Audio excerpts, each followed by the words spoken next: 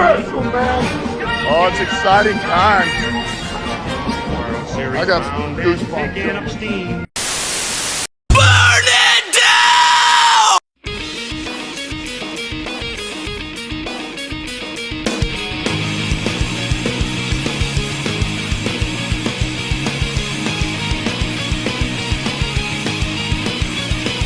Call like the Fiends, he's a rocket and he's ready to go. Cause now the countdown is sorted and it's ready to blow. He's got the dope sound bumping and it's stereo. Kicking ass fast, putting on a show. I wanna get yourself together, there's no time to rest. And if you put the time in, he'll bring you to the test. He's like the running man in his world, more is less. And if you wanna test him, best bring your best. He can't stop now, lock and load. Don't stop now, come on and rock and roll.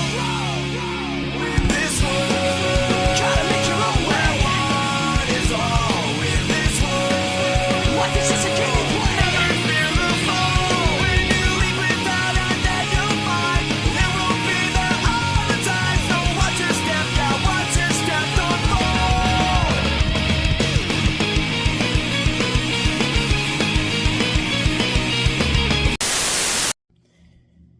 So we got a bit of a solo Detroit sports recap this week because of the Lions not playing till Monday night against Seattle. So, of course, Wayne's preseason officially underway. And even though the Tigers had a rough end to the series against the White Sox, they still had a strong one against Tampa Bay and did enough. And at the end of the day, they still in the dance and still made the playoffs. And hey, at the end of the day, in terms of baseball playoffs, if you make the dance, you have a chance. And this Tigers team, they can go deep in the playoffs if under the right circumstances, if everything plays out. I'm confident they can beat anybody in the playoffs. But anyway, let's talk about how Detroit sports fared this week. So starting off, we have the Red Wings as, Wings preseason began this week. And let's be honest, does anyone really give a fuck about preseason? Because preseason games don't matter too much. It's more just player evaluation and testing and tuning and heading into the regular season. And most of the prospects the Wings have are either going to go out either to Europe or go to the AHL or maybe even the ECHL. But the Wings in the two preseason games look pretty solid. Get 2 wins against Chicago. Look pretty good. So there's some positives there. So I really liked how the Wings looked in those 2 preseason games against the Blackhawks. Still pretty strong start though. But hopefully this Wings team is the next Detroit team to make the playoffs. Since we'll talk about that when we get to the Tigers. But of course though, the big headlines coming into this week was the Wings doing the last pieces they needed in the offseason, which was locking up Bart Seider and Lucas Raymond. Since both Raymond and Seider were both due their first big boy paydays. As for Seider, he got an 8-year extension worth $8.55 AAV of $8.55 million a year, which that's actually pretty reasonable. Easily the best defenseman on the team. It's not a massive overpayment. There are a lot of defensemen that get more than that. So, that's a pretty reasonable deal at $8.55 million. And then, of course, the big Lucas Raymond one. Raymond, one of the best players on the team. And, this was going to be a bit rough, but let's roll the dice with it. So, Raymond gets an 8-year extension worth with an AAV of $8.075 million a year? That's it? 8.1? That's fucking less than what Dylan Larkin's getting. Larkin's getting an AAV of $8.7 million a year. $8.075 million a year. That's almost Alex DeBrincat money. Good God. And Raymond's a better fucking player than Larkin. Overall.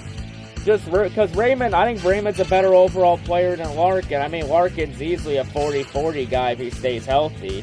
I think Raymond can easily be that and then some. Especially since Raymond's coming off the best season of his career, having over at least a 30-plus goal season. But, hey, some pretty good cap deals. Steve Eisman's managing the cap pretty well. I was kind of dreading those 2 extensions, but they aren't massive overpayments. They're kind of steals or at least reasonable deals. You know, Wayne's still being smart with the cap. You know, they could have a little money left to go, maybe get somebody else, you know, but that will be for the trade deadline to decide later in the year. You know, but the Waynes gearing up, looking like a strong season for sure. And the Waynes better have a strong season, since the Tigers now, with how hot the Tigers have been, they're coming for the second number 2 spot for Detroit sports right now. And no, I don't think the Waynes want to fall to number 3, especially since the Lions clearly are the number 1. And speaking of the Tigers, man, what a way to lead off right into the Tigers segment of this recap. Did I really plan that? I did. But yeah, I mean, Tigers automatically are going to be the main highlight of this, because who gives a fuck about preseason, to be honest? Plus the Tigers are in the goddamn playoffs. As yeah, the main goal was to win at least 2 out of 3 against Tampa Bay, and then see what happens with Chicago. Well, they swept Tampa Bay, which was a shocker. And then in the first game against Chicago, they did, which was a winning clinch game for the playoffs, and to send Minnesota packing. Detroit did their job against Chicago, winning 4-1. That game was even happening during one of the Waynes preseason game. And during the TV stoppage, they actually put the Tigers game on, because it was like the bottom of the 9th when they were in a TV stoppage for the Waynes for preseason. But they showed the end of the Tigers game, and Little Caesars Arena erupted when they got the catch to end the game and make the playoffs. As yeah, with the win against Chicago, the Tigers officially have clinched a spot in the 2024 MLB playoffs, and it's their first playoff trip in 10 years since 2014. And the first time they've made the playoffs under Chris Ilitch's ownership, since the last time they made the playoffs, Mike Ilitch was still alive. But yeah, just think of this, the last time the Tigers made the preseason, Tom Brady only had 3 Super Bowl rings. Just gonna put that out there, it's been a while. Like, last time the Tigers made the playoffs, I was fucking 16 years old. Now I'm 26. Damn, I feel old already. But yeah, proud night for sure. You know, been a while, you know, to see some playoff baseball. So yeah, good to see the Tigers get that. And of course, the last 2 games against Chicago were just for seeding, as it was just seen to see if the Tigers could be in the 5th seed or the 6th seed. And the Tigers dropped both games against Chicago. But with the Tigers win on Friday, the damage was already done to Chicago. As also, I should mention one more thing.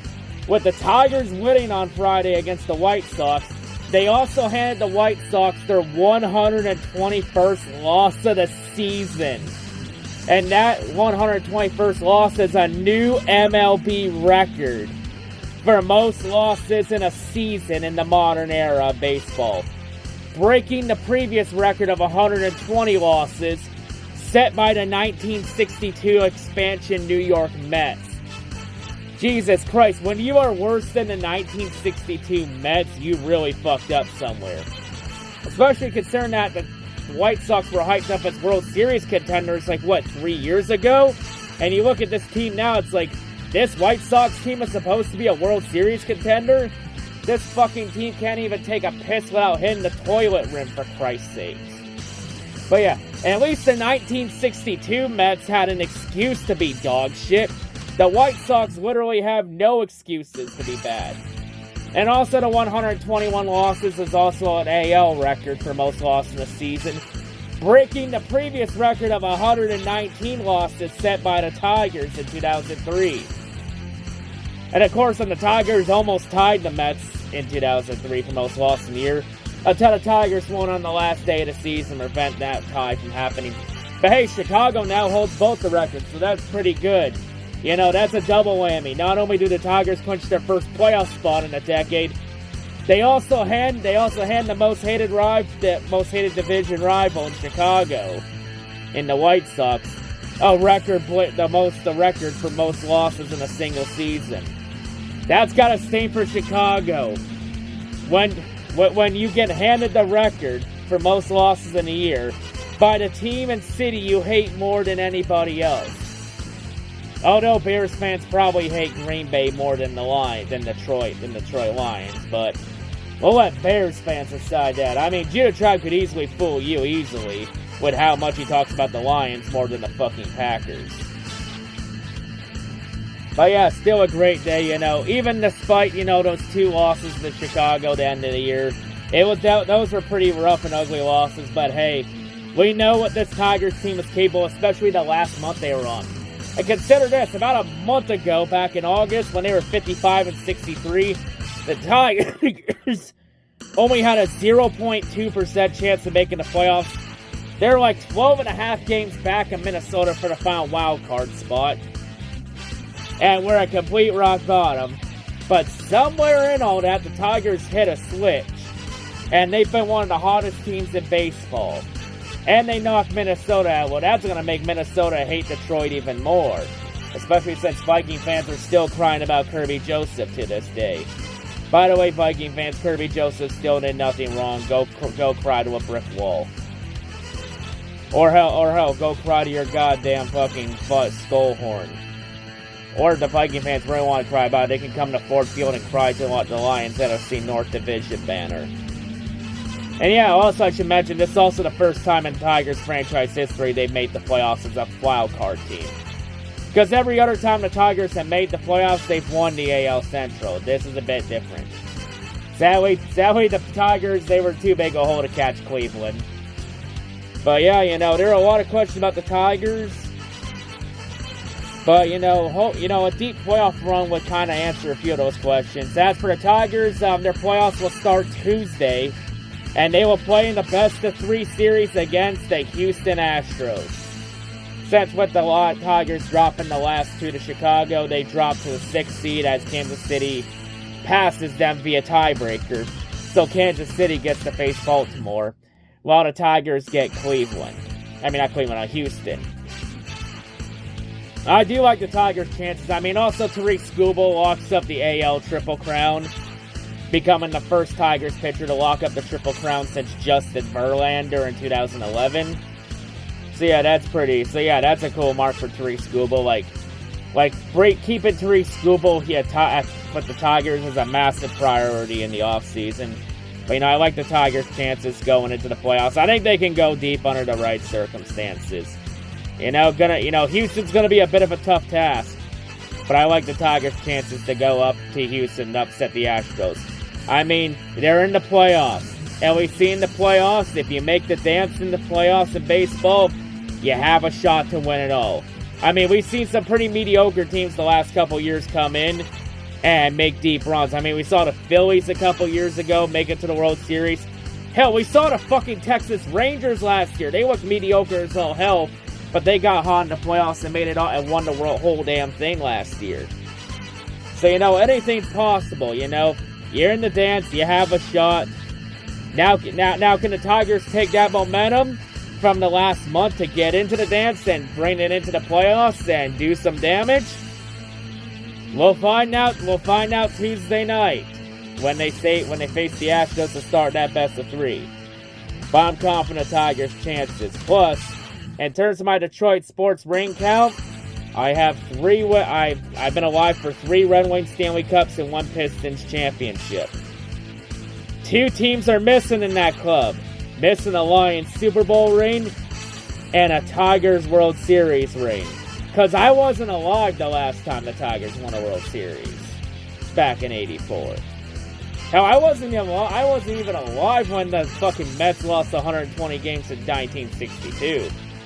And I was like 5 years old when the Tigers lost 119 games in 2003. So yeah, hopefully the Tigers don't disappoint in the playoffs like they did in 2014 against Baltimore, when they got swept out by the Orioles in 2014, like the Tigers were never there to begin with. But yeah, I really like the Tigers' chances. Now it's time to go to the playoffs and see if the Tigers can make a deep run, and maybe, who knows, maybe the Tigers could get lucky and win a World Series. But I'll keep the expectations low. Like, honestly, for the baseball playoffs, Like, the expectations for the Tigers at the beginning of the year were pretty low. There was, like, next to no expectations. Especially with Chris Illich meddling and shit. But, you know, hey, at the end of the day, you know, I'm happy with how the season's gone. At least we get some playoffs in Detroit that isn't the Lions. And with the Tigers making the playoffs, the Detroit team that now has the longest playoff drought now belongs to the Red Wings since they haven't made the playoffs since 2016. I know a lot of people want to say the Pistons, but don't want to count 2019 because 2019 against Milwaukee was pretty embarrassing for the Pistons, but the correct answer is the Wings in 2016.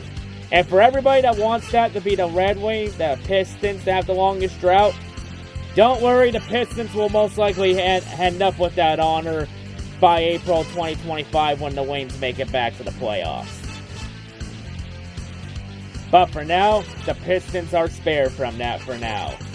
But that'll change. But that'll most likely change in a couple months unless the Wings fuck up again. If they fuck up again, that could be the end for Yzerman and at least Malone and maybe Yzerman. We'll have to see. Hopefully not Yzerman. But yeah, anyway, baseball playoffs. Lions playing tomorrow with the return of the black jerseys now confirmed. But yeah, time for some playoff baseball.